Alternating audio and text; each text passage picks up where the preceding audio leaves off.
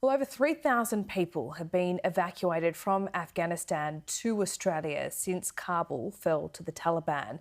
Many fled the violence and the chaos with nothing but the clothes they were wearing and a small bag with treasured memories. Khalid Amiri and his family were some of the lucky ones, but their desperate escape means they were not able to say goodbye to family and friends as they left a country they're probably never likely to return to. Khalid is a young journalist, part of the new generation, and his life was in danger under Taliban rule. He joins me live now from Howard Springs. Khalid, thanks so much for your time. Welcome to Australia. How are you? Good morning. Thank you very much for having me. I'm absolutely well and I'm enjoying a safe and sound life in Australia now. Yeah, it was quite a journey for you and your family. Tell us about those final days in Kabul. Well, it was never easy. It was very heartbreaking. The worst feeling I had ever passed through in my entire life. I never thought I'd have to live in such a situation where I'll have to bury all my dreams. I'll have to leave all my dreams behind and rush towards airport in a situation I never thought of. While I was going towards the airport and I was there waiting for the evacuation flight, I felt like I was betrayed. I felt hopeless. I felt betrayed by the international community, by the world leaders, and even my own leader, by our own president. For a moment, I felt like all my dreams and all the things that I had worked for were left behind. And it was the worst feeling ever in life. Afghans and Afghanistan never deserved this day. So it was a kind of like mixed feelings I can hardly talk about because for a moment I thought that whatever I worked for, whatever I did in the country, all that picture disappeared.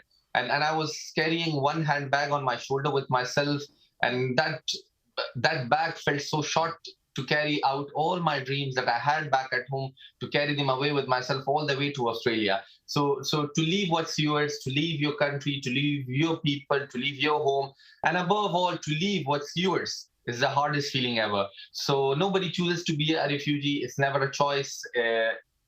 You become one when you run out of options. Indeed. And I described you as one of the new generation journalists that was working in Kabul. And then the Taliban, according to the West, almost took over in just a couple of days. Because you were a journalist, because you had reported on, the freedoms that women enjoyed when the Taliban wasn't in control, is that why you're in such danger? Is that why you couldn't stay there? Exactly. That's the only situation. While back before the fall of Taliban, whenever we used to criticize Taliban on Twitter, they used to send us online threats. They used to harass us. Even when the fall of Kabul was getting closer, we used to get calls on our phone numbers from unknown cell phone numbers, and they were threatening us with life, threatening us with revenge.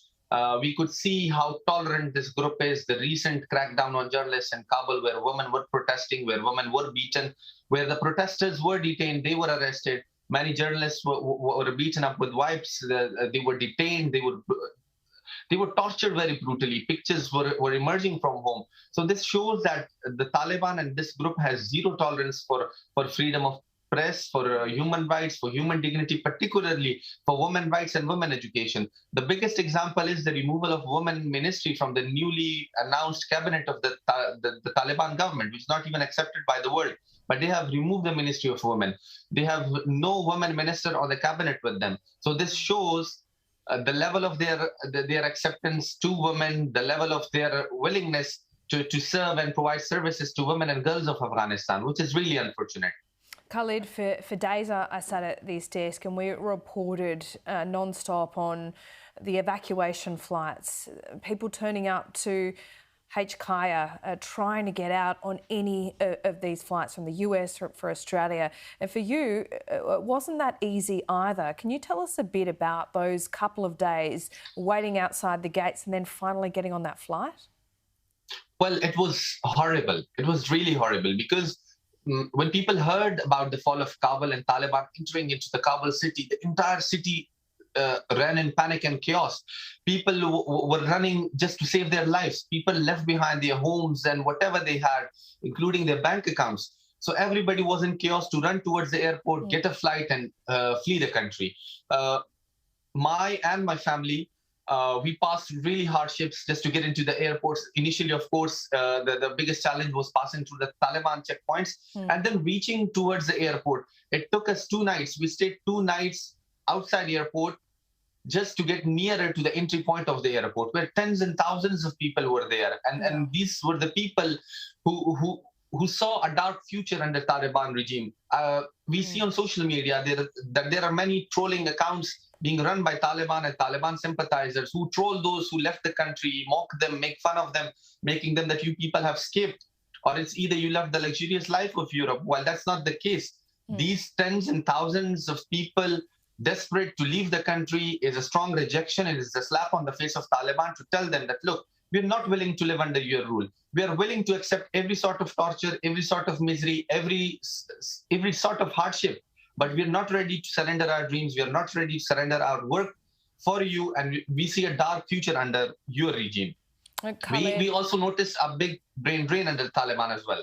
Yeah, indeed. I just want to ask you about that moment you finally made it through the Abbey Gate. I understand you're getting some help from Linda Reynolds, who you don't know, but I know you're in contact with now.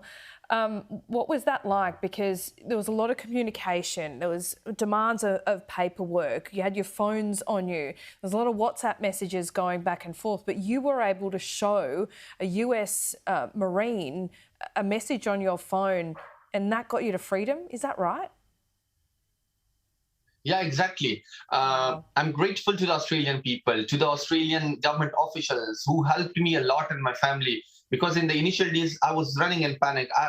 I couldn't sleep for 2 hours after the fall of Kabul, because it was me, my laptop, and a cup of tea, and writing emails to the international community to please evacuate us. God bless Minister Linda, who helped me and my family to get evacuated from Kabul airport. There was a drain water with half of my body in that water outside the airport. I was standing there with valid visas in hand. There were army officers from the coalition forces to whom I had to show that, look, we have got a visa and we need to be evacuated. Please take us up so that we can get into the airport.